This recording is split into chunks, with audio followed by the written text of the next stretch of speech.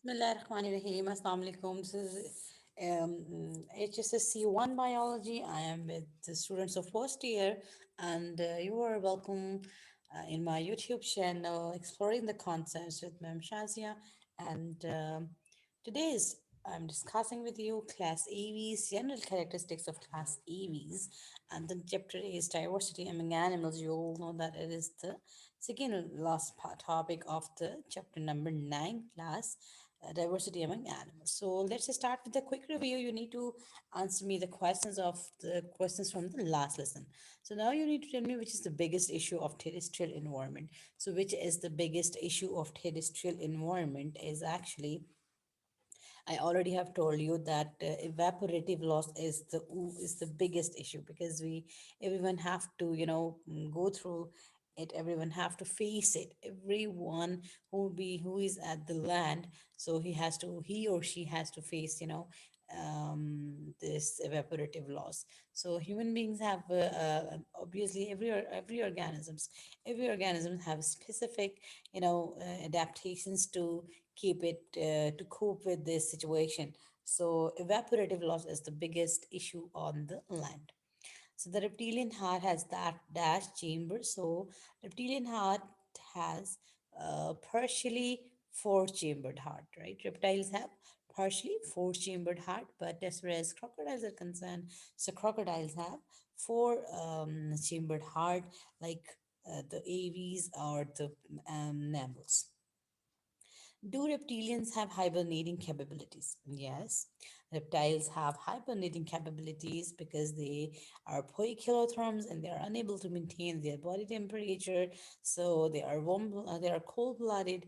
They cannot maintain their body temperature. So that's why they have some hibernating capabilities. First of all, they have some storage of extra fats in the summers or in other seasons, and for the utilization in the winters. And secondly, so their metabolism, their organs can survive even at a very low metabolic rate of the body, and that metabolism is basically 3 to 4 times. Their heart can beat only 3 to 4 times a minute instead of 70 times. So this is very important, that this is one of the reptilian hibernating capability.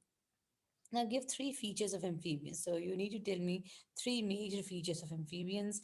They have a three-chambered heart, partially three-chambered heart, the first point, and they have slimy, moist skin through which they can respire, and they are the organisms that can live both on land and in water, and they need water for the process of reproduction.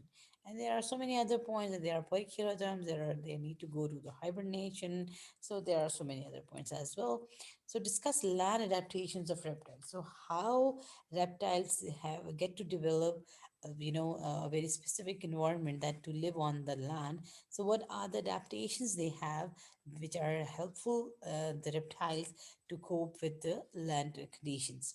The very first thing is they have a very horny skin, and the scales, the rough and dead scales present on their body, which are responsible for the to prevent the evaporative loss, first of all. Secondly, they have a very protective form of the shells around their eggs. So that's another thing they have. They can easily manage to be on land. So these are the two major adaptations of the reptiles through which they can live on land safely. And then is what is the meaning of the word reptiles? So the word reptilia or the reptile means creeping, right? So this is the group of creeping predators. So let's start with today's topic, that is aves and the bird. So look at this diagram. This is a diagram of a bird pigeon. You all know it very well, and you often have to take it on your hands. आपने इसे कभी अपने हाथों में भी लिया होगा. So this is so look at the labeling of this organism, right? This is its head, this is its eye, this is its eye. Then the nostrils are present on the upper side of the beak. This is their throat, neck, external opening of the ear. Then are the wings, thorax, the breast region, the abdomen, the scales present on the legs, and the clawed toes. back bars and the wing feathers and the tail feathers. So these are the major parts of a bird. So body is once again streamlined, and we already have discussed this thing in when we were discussing the reptiles. Sorry, the fishes. The fishes have spindle-shaped body, streamlined body, or a boat-shaped body. You can say. Um, Body is it is thin on the both side and thick in the mid. So this is how they reduce the friction. This is how they reduce the surface tension, and they are can easily break the the friction of they can easily break the friction of the air. Same is the case with the fish. They reduce their friction through water, by having the streamlined body. So the body is basically boat shaped as far as birds are concerned, and it is, by the way, divided into head, trunk, tail, neck, and tail short.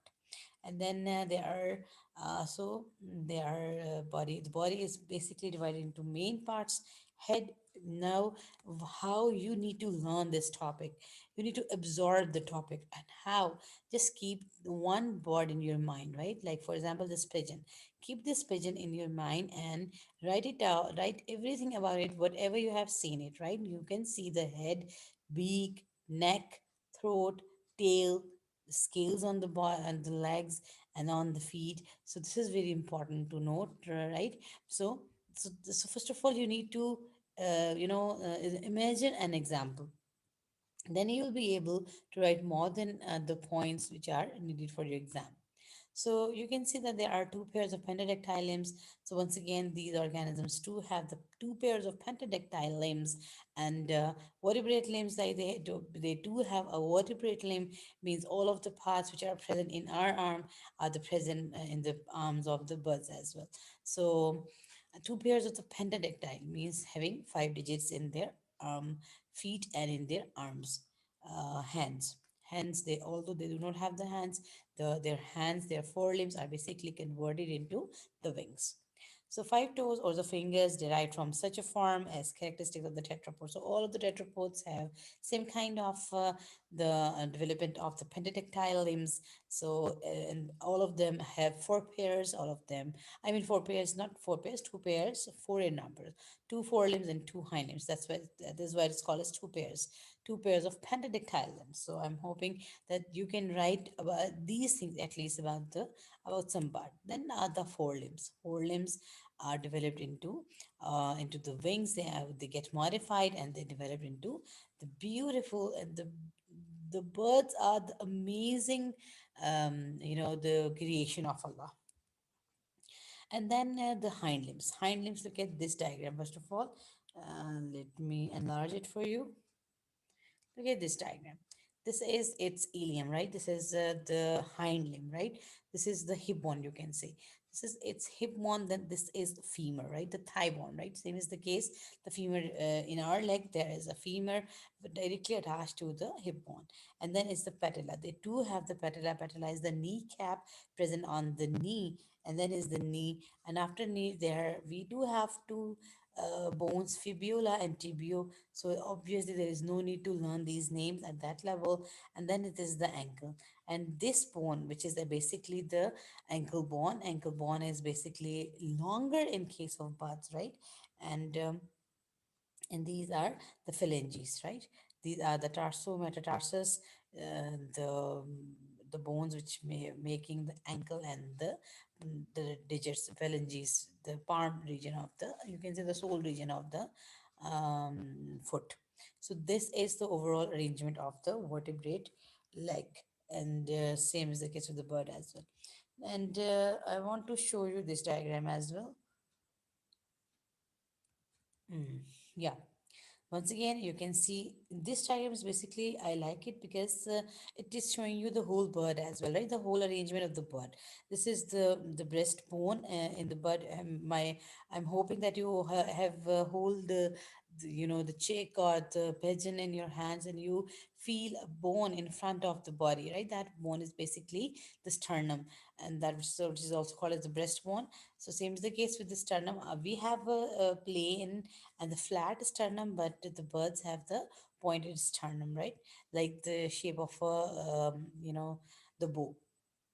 So this is the hip. This is the joint of the hip joint. Then this is the distal end of the femur. Then this is showing you the proximal end of the tibia, and then this is the distal end of the tibia. Then this is the metatarsus, and this figure is in showing you the all parts of the the vertebrate or the bird hind limb, right?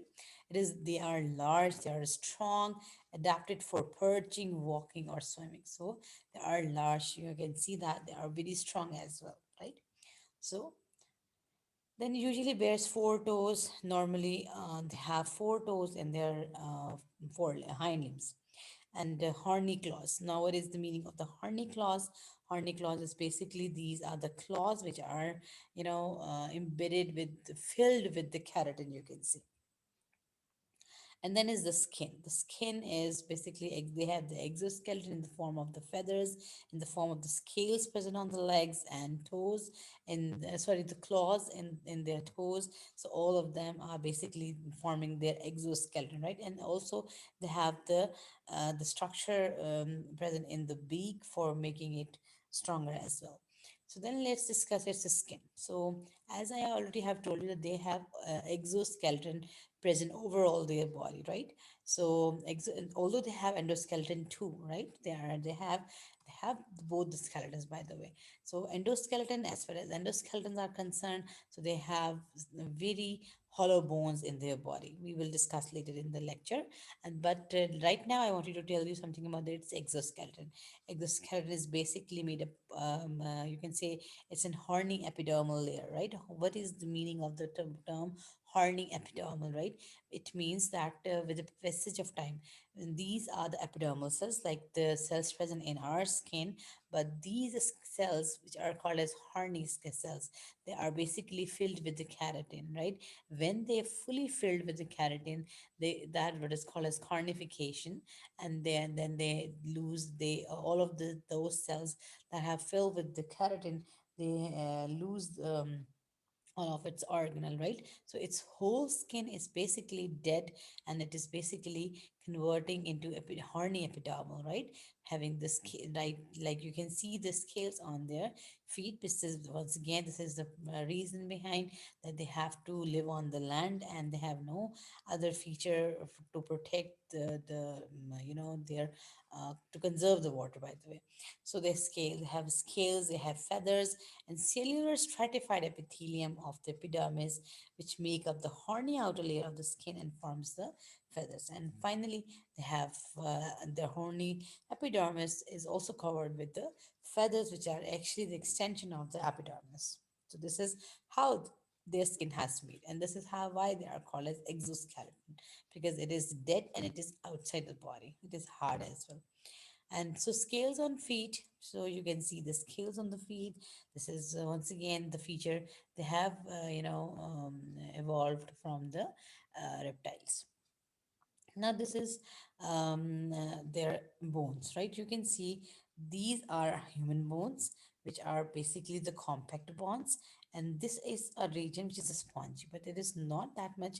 It does not have that much gaps like that present in the bone of a bird. Birds bone are pneumatic bones, right? What is the word pneumatic? Pneumatic means which are empty from inside, right? Skeleton is light. Its skeleton is light because it has to fly. So there is no bone marrow present in the bones of the birds. There is no bone marrow present in the bones of the bird. And due to the presence of the air spaces, or they are hollow from within, the bones basically are lighter in as compared to human beings. So then is the skull. They have, although they have large skulls, but their skulls is basically, they are hollow. They are too hollow because of a very big socket. Jaws extend into horny beak, and teeth are absent, right? When more point is teeth are not present in their beaks, and beaks are basically the jaws forming the horny beak. Hollow, and what about the bones? They are hollow, very strong, honeycomb like structures present inside the bone for their support. Large eye socket, you can see the large eye sockets reduce the skull weight. Wing bones lighter and leg bones are heavier. That's I have told you that the leg bones, by the way, are stronger as well. All vertebrae but neck are fused together. So this is not important for you, but the thing which you need to learn, you need to keep the point about the birds, that their bones are hollow from within, right? They are hollow from within. खोखली होती हैं अंदर से, ठीक है, खोखली सी होती हैं, जिसमें खाली स्पेसेस होती हैं बहुत सी, और बोन मैरो भी प्रेजेंट उनमें नहीं होता. And they have hard large eye sockets to keep the weight of the head, sorry, skull, at normal level. And they have the beaks. एक बर्ड की एग्जांपल हुआ करती थी पुरानी बुक्स में, आर्कियोप्टेरिक्स. ये इनको ना फॉसिल मिला है, आर्कियोप्टेरिक्स. आर्कियोप्टेरिक्स के बारे में ये कहते हैं कि आर्कियोप्टेरिक एक ऐसा ऑर्गेनिज्म था, आई मीन एक ऐसा ह्यूज बर्ड था कि उसकी बीक भी थी और बीक के अंदर टीथ भी थे. फिर वो कहते हैं कि यही वो ऑर्गेनिज्म है जिससे आगे दो ग्रुप्स निकले, बर्ड्स भी और मैमल्स भी. बिकॉज और फिर ये हुआ कि बर्ड्स ने बीक रख ली और मैमल्स ने टीथ रख लिए. और सो बाहर ये सब कहानियाँ ही हैं, एग्जैक्ट सिचुएशन तो नहीं फिर भी मिलती. वो ट्रांजिशनल एक ग्रुप ऑर्गेनिज्म, एक फॉसिल है बस इनके पास. So this is the heart of a bird, and we all know that they have all four chambers and two atria, two ventricle. Right aorta होती है इसके अंदर, हमारे अंदर लेफ्ट एओर्टा होती है, इसलिए हमारी लेफ्ट आर्म में हम पल्स वगैरह चेक करते हैं, बिकॉज वहाँ से थोड़ा इसको बात डिस्कस कर चुके हैं पहले भी. सो राइट एओर्टा होती है इसके अंदर, इसकी लेफ्ट एओर्टा जो होती है वो ख़त्म हो गई है, रिड्यूस हो गई है. जैसे हमारे अंदर एक है, इसके अंदर भी एक ही है, ठीक है ना. और राइट साइड पे बेंड कर जाती है, फिर पूरी बॉडी को प्योर ब्लड सप्लाई करती है. Now the birds are endotherms. We too are endotherms. It means that they have the capability to develop heat in their body, right? They have the capability to develop heat in their body. Means they can maintain their constant temperature of their body. That आपने शायद कभी कोई चूज़ा हाथ में पकड़ा हो या कोई पिजन पकड़ा हो, तो आपने ये नोटिस किया होगा कि उनकी बॉडी बहुत ज़्यादा वार्म होती है. उनका बॉडी का टेम्परेचर होता है 105 डिग्री फ़ारेनहाइट. हमारा होता है 98.5 डिग्री फ़ारेनहाइट. तो देयर इज़ द डिफरेंस. हमें हमारा 105 हो जाए तो हम तो फोत हो जाए. तो बर्ड्स का बॉडी टेम्परेचर 105 डिग्री फ़ारेनहाइट होता है, and that is a very high temperature. And they have to maintain, they have a very high metabolic rate, because they need to fly. So maintain constant body temperature, and feather reduce heat loss in cold temperature. Obviously feathers का यही काम है कि उनकी body की heat को conserve करें. और फ्लफ़ी, जो फ्लफ़ी feathers हैं, they trap by the heat, and high temperature पे flatten the feathers to hold the wings away from the body. Obviously इससे अपनी बॉडी की हीट वो रिलीज करती है. And also panting is a common process for heat loss. Heat loss advantage, birds can live in all environments. So that is why birds आपको सर्दियों में भी नज़र आते हैं, गर्मियों में भी नज़र आते हैं, because they have a very specific arrangements. Disadvantages: must eat copious amount of food to keep up with these high energy levels. Although that's a very important point. Obviously अगर आपको भी देखा ना, सर्दियों में आपने नोटिस किया, आपका दिल करता है कि आप हलवे खाएं, कॉफ़ी पिएं, चाय पिएं, इस तरह की चीज़. आपको याद ये कहना चाहिए, ज़्यादा भूख लगती है. क्यों? क्योंकि आपकी बॉडी टेम्परेचर मेंटेन कर रही होती है. बाहर बहुत लो टेम्परेचर होता है. Same is the case with the birds. So birds को भी अपना बॉडी का इंटरनल टेम्परेचर 105 तक मेंटेन करना है. And for this, it has to need a lot of food. And then metabolic heat production, endotherms to regulate body temperature and activate all the year round. सो ये थोड़ा सा birds, Honey बीज के बारे में एक पॉइंट मुझे बड़ा इंटरेस्टिंग लगा था. सो मुझे लगा कि बताऊँ कि जो हनी बीज हैं वो भी सर्दियाँ गुजार लेती हैं. शिवरिंग उनके अंदर एक कैपेबिलिटी है जो प्रेजेंट होती है हनी बी के अंदर. They also most of the honey bees they can survive the winters, right. So anyways hormonal changes इनको फ़ायदा देती हैं, बर्ड्स को भी, मैमल्स को भी. हमें भी शिवरिंग हम करते हैं, अंदर अंदर काँप लेते हैं, तो उससे हीट जनरेट हो जाती है. सो हमें बचा लेती है. Same is the case with the birds as well. Thermoregulation in birds. तो चूंकि ये एंडोथर्म्स है तो हीट तो प्रोड्यूस होगी, इसी तरह हीट को बॉडी से निकालना भी पड़ता है। सो बॉडी टेम्परेचर एलिवेट हो जाए तो पेंटिंग करते हैं, अपने फर को फैला के खड़े हो जाते हैं, और कंटिन्यूस हीट लॉस और वाटर लॉस कर सकते हैं, और दिन के वक्त मूव करना बंद कर देते हैं। Now, the most important thing about the birds is are the air sacs, right? Air sacs, system of thin-walled air sacs. ये मैं थोड़ा सा मैं read कर लेते हैं इसको, फिर अगले पॉइंट में बताती हूँ. System of thin-walled air sacs lying among the viscera, यानी कि the body organs, and they are present within the body organs, and maintains the constant supply of fresh air. The most important and interesting thing about the birds that they do not have the stale air in their lungs, right? हमारी lungs की capacity होती है 5 litre, right? उसमें से 3.5 litres हम एक गो में बाहर निकाल पाते हैं, मतलब कि 5 की 5 नहीं निकाल पाते। 1.5 स्टे लेयर हमारे लंग्स में ही रह जाती है, but this is not the case with the birds, right? They have to exhale all of the bad air because they have a very high metabolic rate and they have to maintain that. So they have this arrangement of the air sacs.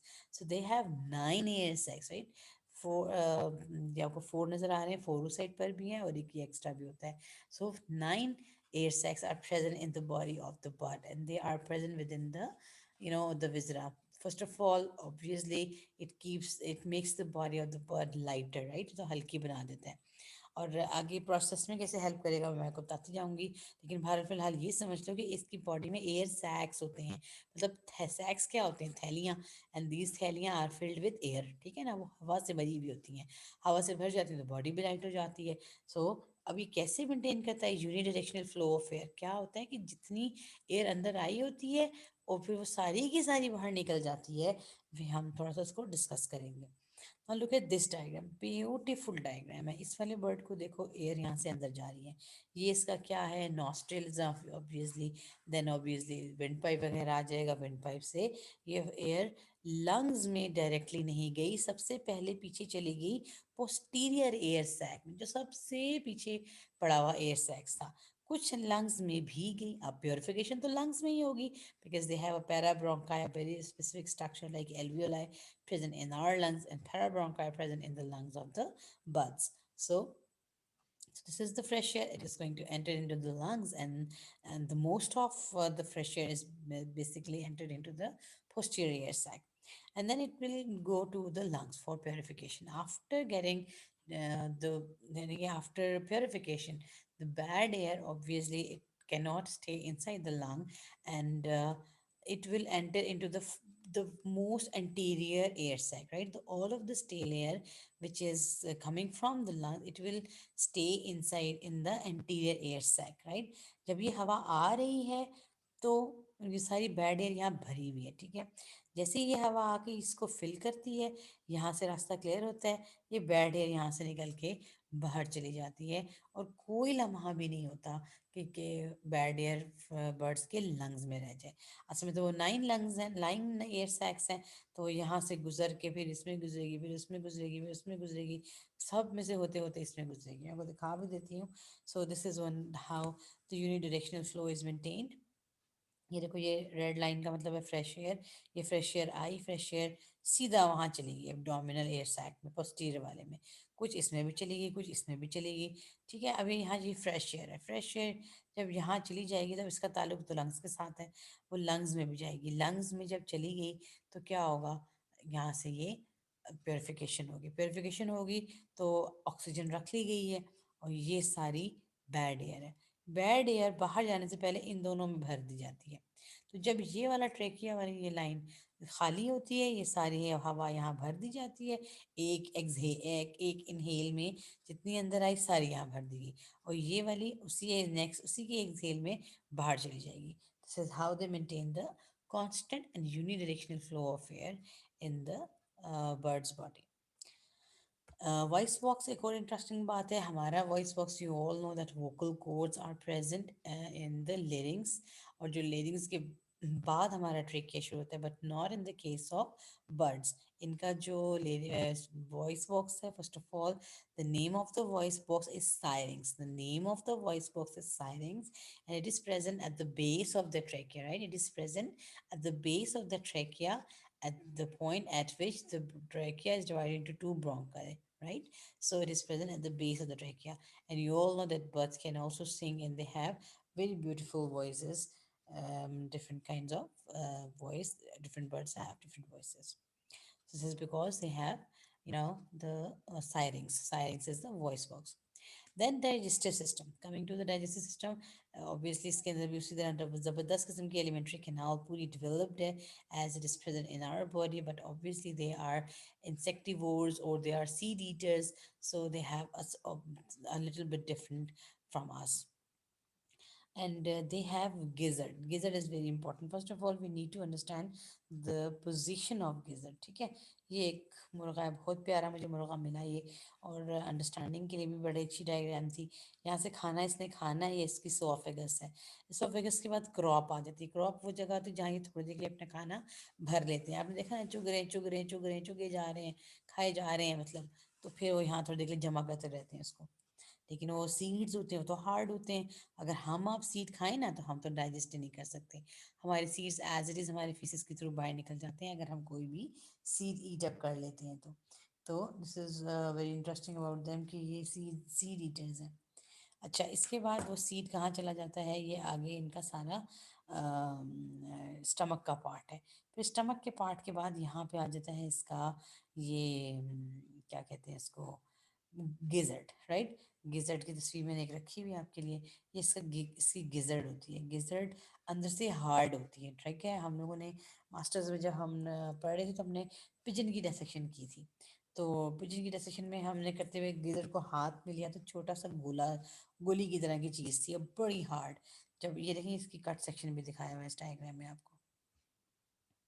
ये तो देखो gizzard है ना, पीछे proventriculus लगा, तो stomach का part है, और ये आगे इसके पेनक्रियाज है, ये इसका गिजर्ड है।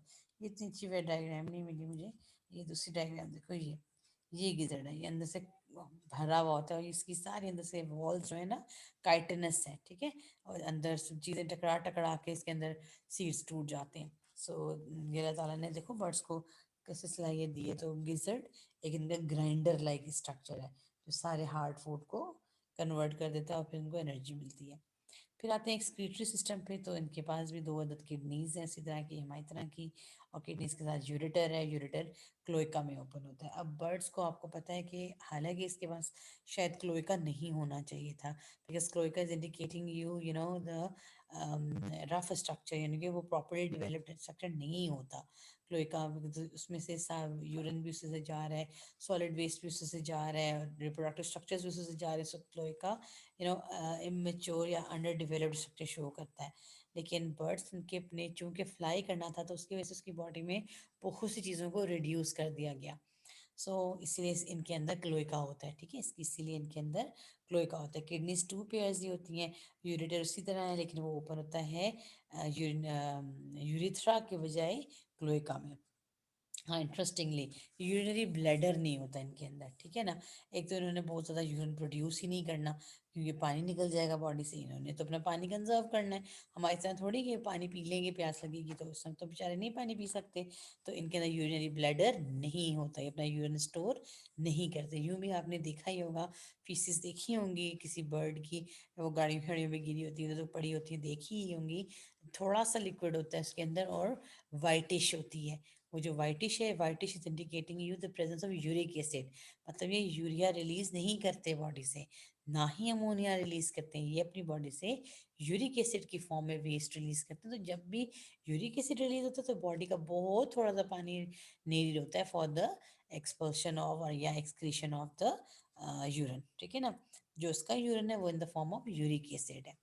सो यूरिन इज सेमी सॉलिड, समझ आ गया आपको। और यूरिक एसिड में नाइट्रोजनस वेस्ट प्रोडक्ट, जिसका जो नाइट्रोजनस प्रोडक्ट वेस्ट है, वो इसका यूरिक एसिड है। हमारा यूरिया है, उसको निकालने के लिए पानी की ज़रूरत होती है, ठीक है। तो ये तो हो गया इसका एक्सक्रीटरी सिस्टम। अब इसका रिप्रोडक्टिव सिस्टम देखते हैं। ये मेल का मैंने बनाया है यहाँ पे। ये जो था एक्सक्रीटरी सिस्टम था ना, सॉरी ये टेस्टीज है, रिप्रोडक्टिव सिस्टम है। ये टेस्टीज है, टेस्टीज से ये वास्ट एफरेंस, और वास्ट एफरेंस भी उसी क्लोएका में ओपन होगी, ठीक है। अब ये मेल और फीमेल दोनों का स्ट्रक्चर है।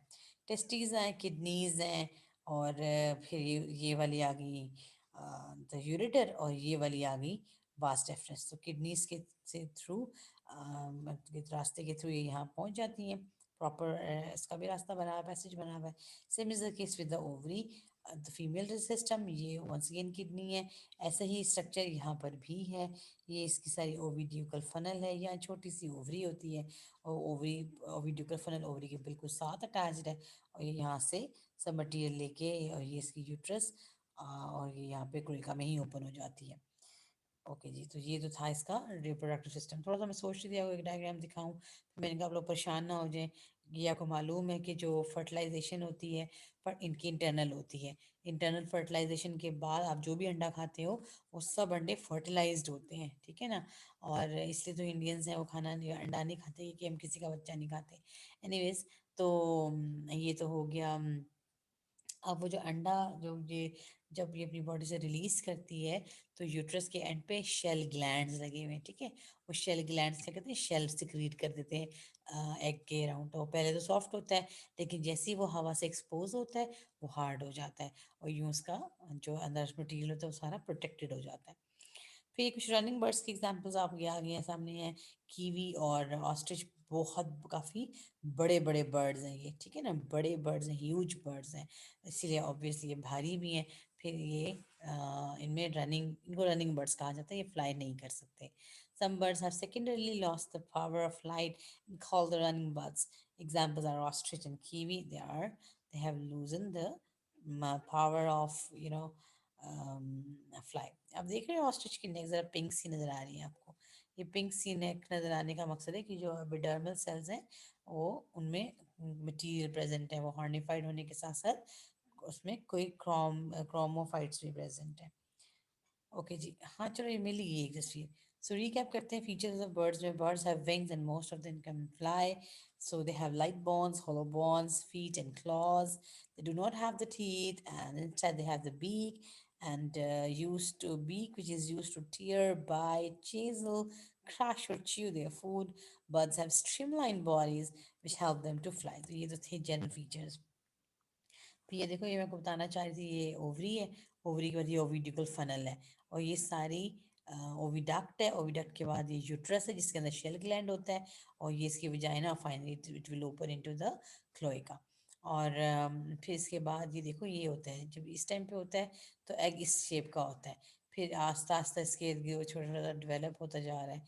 फिर इसके इर्द गिर्द ये चीज़ प्रॉपरली आती जा रही है। फिर ये शेल आया, ठीक है ना। ब्लास्टो डिस्क भी अंदर डेवलप हो गई है। गैस्ट्रोरा स्टेज पे हम ये अंडा रिलीज करती है। एनीवेज, तो ये आपने देखा, ये शेल जिसके इसके यहाँ पे तो सिर्फ जेली लाइक चीज़ लगी ना, इसके यहाँ पर आके फिर थोड़ी सी शेप आई, और फाइनली ये हार्ड हो गई जब ये यहाँ से रिलीज होने लगेगा। अच्छा, ये मैं आपको दिखाना चाह रही थी, इसके सैक्स, एयर सैक्स, बर्ड्स लंग्स। चलो बड़ा कुछ दिखाती हूँ, ये वाला देखो।